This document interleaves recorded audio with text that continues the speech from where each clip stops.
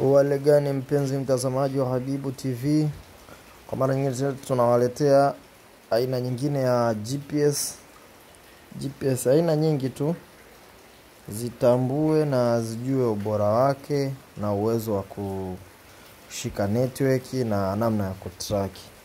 Ukiangalia hapo kwenye picha ni GPS tofauti tofauti na viwanda tofauti tofauti ambavyo vina ubora wa hali ya juu. Ukikutana na aina hizi za GPS, ondoa wasiwasi. Ni GPS nzuri ambazo zina uwezo wa kukaa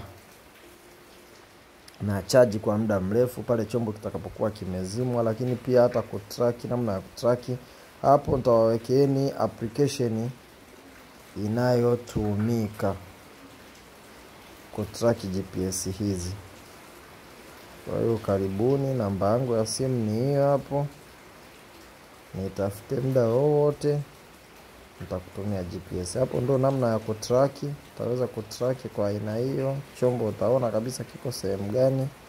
Picha satellite inachukua kwa njia ya satellite. Asanteni sana.